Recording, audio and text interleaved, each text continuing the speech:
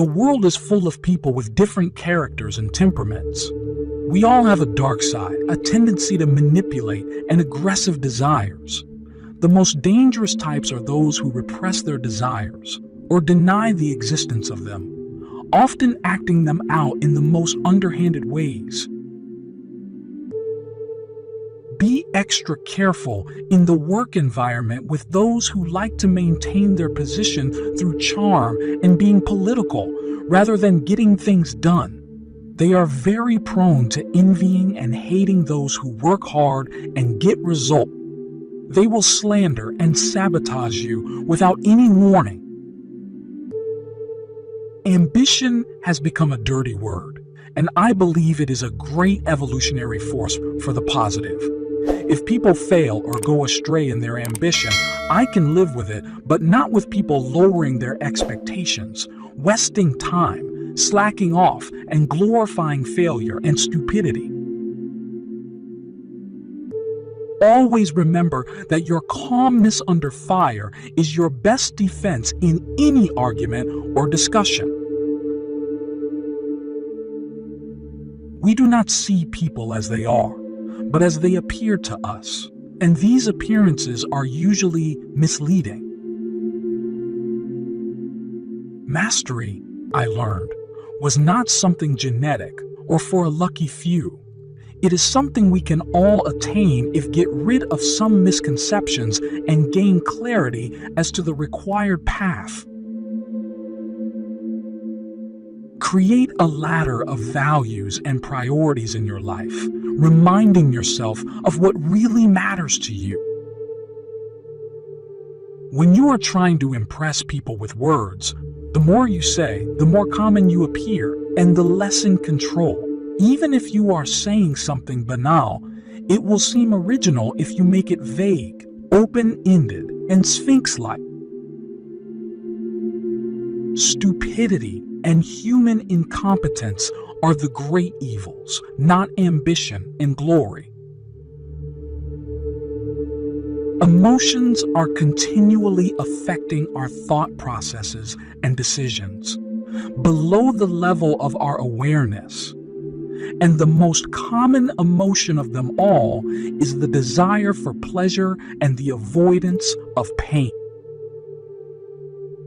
Ethics and power are separate. Reputation is the cornerstone of power. Through reputation alone, you can intimidate and win. Once it slips, however, you are vulnerable and will be attacked on all sides. Make your reputation unassailable. With colleagues in the work environment, we fail to see the source of their envy or the reason for their manipulations. Our attempts at influencing them are based on the assumptions that they want the same things as ourselves. Your life must be a progression towards ownership, first mentally of your independence, and then physically of your work, owning what you produce. Always make those above you feel comfortably superior. In your desire to please or impress them, do not go too far in displaying your talents, or you might accomplish the opposite. Inspire fear and insecurity. An elusive, enigmatic aura will make people want to know more, drawing them into your circle. Create such a power by hinting at something contradictory within you. Weak character will neutralize all of the other possible good qualities a person might possess. A master performer like Bill Clinton never lost sight of the fact that as president, he had to project confidence and power. But if he was speaking to a group of auto workers, he would adjust his accent and his words to fit the audience and do the same for a group of executives.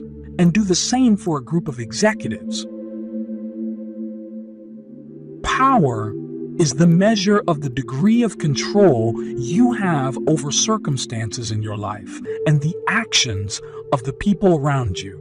It is a skill that is developed by a deep understanding of human nature, of what truly motivates people, and of the manipulations necessary for advancement and protection. Everyone assumes I practice all of my own laws, but I don't. I think anybody who did would be a horrible, ugly person to be around. We, humans, are self-absorbed by nature and spend most of our time focusing inwardly on our emotions, on our wounds, on our fantasies.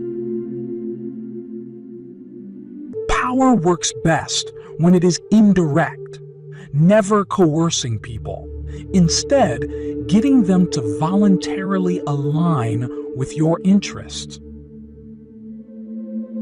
A person who is truly authentic doesn't need to play a role in life, we think, but can simply be him or herself. Your energy, your spirit, are important considerations. Feeling petty and frustrated can have reverberating consequences for your ability to think strategically and reach your goals.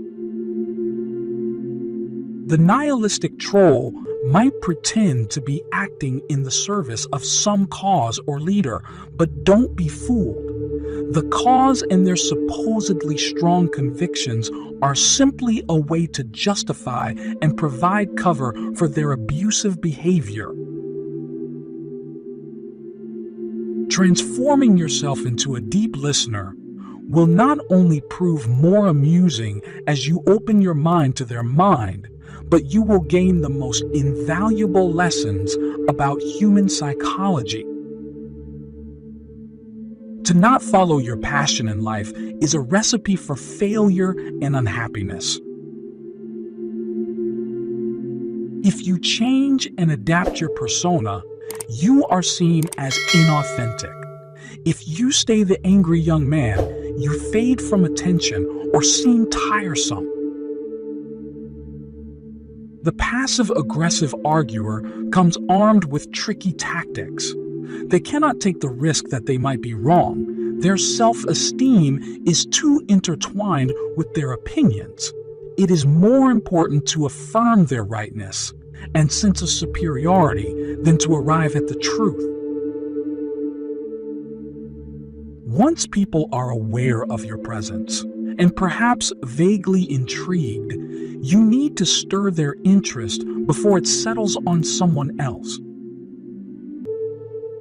When I was researching my book, The 33 Strategies of War, I studied Napoleon extensively, and I found myself wanting to ask Napoleon questions about things he did, and if I interpreting his actions correctly.